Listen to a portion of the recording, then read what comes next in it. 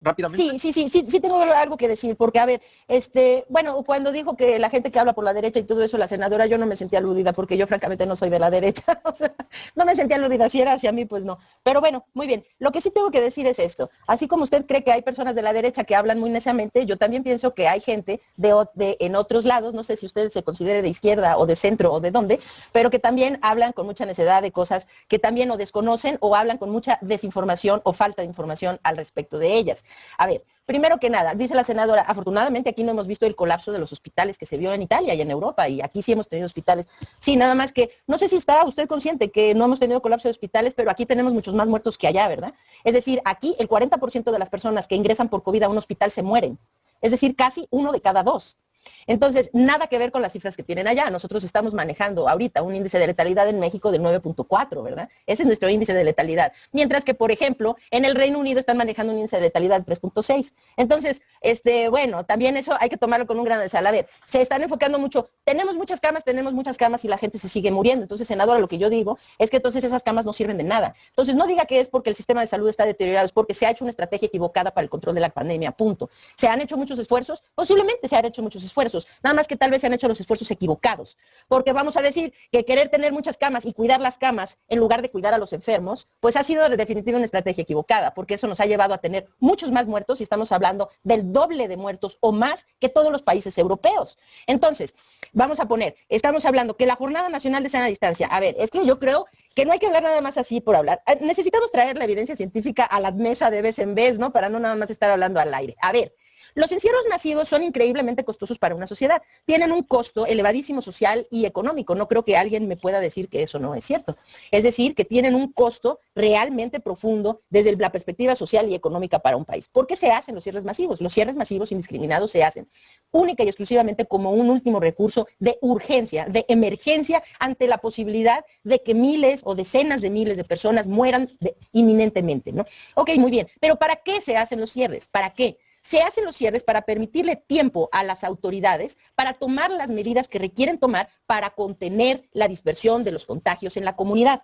Entonces, sí, bueno, vamos a asumir el costo económico, social, de tener que cerrar, la pérdida de empleos, lo que esto representa para las micro, pequeñas, medianas empresas, la gente que trabaja en la informalidad, la gente que trabaja por su cuenta propia, que no tiene seguridad social, los niños fuera de la escuela, etcétera, etcétera, etcétera. Vamos a asumir todos esos golpes a cambio de salvar muchas vidas. Está perfecto, fue lo que sucedió en la Jornada Nacional de Sana Distancia, como lo acaba de decir la senadora, desde luego. Pero a ver, una vez que nos encerramos, entonces, ¿qué se hizo?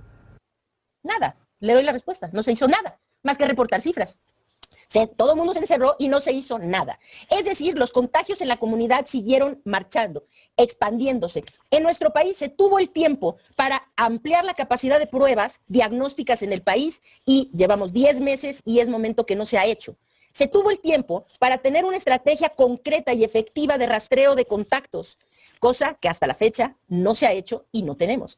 Se tuvo el tiempo suficiente para hacer una estrategia de aislamiento controlado de casos positivos, cosa que hasta la fecha no tenemos. Entonces, a ver, las epidemias de transmisión entre seres humanos que tienen la posibilidad de convertirse en eventos de esta magnitud se controlan muy fácilmente, conteniendo los contagios, no es muy fácilmente, se controlan de una forma, con la contención de los contagios en la comunidad.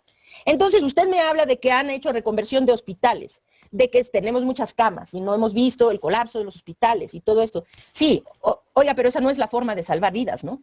Vamos a hablar claramente. Para salvar un porcentaje grande de vidas de COVID-19 se necesita abordar la medicina preventiva y la terapia temprana. Cuando estamos pensando en que solamente abordando casos graves vamos a salvar a muchos, vamos a seguir teniendo muchos muertos. Y entonces la estrategia es equivocada. Es una estrategia destinada a fracasar y a llevar a una proporción elevadísima de los enfermos a la muerte. Entonces, cuando me dice, tenemos un semáforo que no sirve, es un semáforo descompuesto, porque el semáforo está basado en una variable no operante como tal, que es las camas. Usted sabe que en nuestro país, por ejemplo, se ha muerto mucha gente que no ha sido admitida al hospital porque las directrices para admisión al hospital son tales que solamente permiten ingresar gente que está ya demasiado enferma. Y usted siendo médico sabrá que un paciente de COVID que ya viene muy enfermo tiene escasísimas probabilidades de sobrevivir. Entonces, ¿por qué los índices de letalidad son tan altos en México entonces si se ha hecho todo tan bien? Si se tienen muchos hospitales y la reconversión ha sido tan exitosa y nuestros semáforos son fenomenales y tuvimos una super jornada de sana distancia, ¿por qué tenemos tantos muertos? Y la respuesta se la doy con claridad. En el sector privado es el 40% de todos los enfermos con COVID que se ingresan al hospital se mueren. En el sector público es menos del 10%. ¿Y sabe cuál es la diferencia? No es esto, no es porque de hace muchas décadas nuestro sector, los hospitales quedaron muy deteriorados. Sin duda hay deterioro, tenemos carencias, sin duda, hay poco personal, sin duda, sin duda. No es nada de eso. ¿Sabe qué es? Que en los hospitales privados, si una persona llega saturando 87, lo internan inmediatamente y le dan atención y esa persona sobrevive. En cambio aquí, y yo esto lo vivo todos los días porque yo estoy a cargo de una iniciativa que nos dedicamos a atender pacientes de forma temprana, es decir, de dar atención temprana a pacientes con COVID. Nosotros cuando tenemos un paciente que no le podemos subir la saturación de a 90%, poniéndole 5 litros por minuto de oxígeno en casa y acostado en posición de cúbito prono, no le sube la saturación de 90, lo mandamos al hospital. Llega al hospital saturando 87, inmediatamente le dicen, no, usted todavía no está grave, váyase a su casa. No, me acaban de decir que ya vengo grave para el hospital. No, no viene grave para el hospital, váyase a su casa. Lo que pasa con esa persona es que regresa 3 días después. Ahora sí viene saturando 70. Ahora sí lo internan. Ahora sí a los 3 días está en terapia intensiva y al quinto está muerto. ¿Sí? Entonces, no diga que es, aquí no tuvimos colapso. ¿Sabe qué? Hubiera sido preferible que colapsaran las camas aceptando a pacientes a tiempo para salvarles la vida. Eso hubiera sido preferible que negarles la hospitalización para cuidar las camas en lugar de cuidar a los enfermos. Entonces, la estrategia ha sido equivocada en todos los sentidos. El semáforo no funciona porque el semáforo está basado en... ¿Por qué la Ciudad de México no quiere pasar a rojo bajo las condiciones que está si ya estamos peor que en los meses de junio, julio y agosto? A ver, no quieren pasar porque saben que es una catástrofe económica y social lo que se viene de volverle a decir a todo el mundo, se cierren todos. Pero, a ver, entonces, yo les preguntaría a las personas que están tomando decisiones, ¿cuántos cierres creen que la economía de nuestro país va a aguantar? ¿Cuántos cierres aguanta la economía de México más? Mientras se cruzan de brazos y todas las conferencias de prensa nos dicen cuántos muertos, cuántos infectados, y vamos a esperar, como lo dice históricamente el doctor Alomía, ¿verdad? Vamos a ver cómo sigue la semana que entra, vamos a ver cómo va, a ver si sigue la tendencia. Es que no se trataba de sentarse a decir cifras y a ver qué es lo que iba a pasar. Se trataba de tomar acción y concretamente cambiar el rumbo de la pandemia, no de simplemente reportar cómo es sin intervención. Entonces, la intervención a nivel hospitalario no era lo que iba a llevar a salvar muchas vidas, y esto lo sabe usted tan bien como lo sabe López-Gatell. Entonces, no es un error, es que se tomó la decisión de no hacer lo que se sabe que sirve, que podía haber solucionado el problema. Se tomó la decisión consciente de no hacerlo.